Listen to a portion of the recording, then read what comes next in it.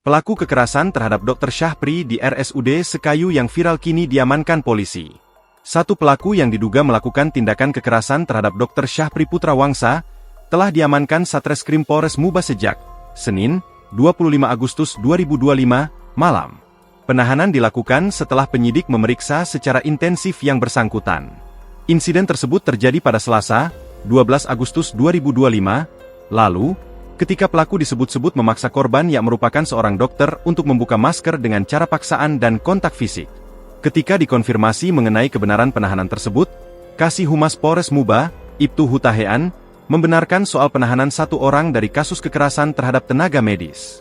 Sejak Senin malam salah satu diduga pelaku telah diamankan, setelah sebelumnya dilakukan pemeriksaan intensif. Pelaku yang diamankan yakni Siswandi yang memaksa tenaga medis melepas masker, ungkap S. Hutahean, Selasa, 26 Agustus 2025, malam.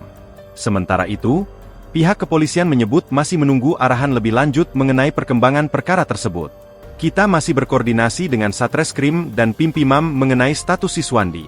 Kami berharap masyarakat tidak terprovokasi dan memberikan kesempatan kepada penegak hukum menyelesaikan kasus ini, jelasnya.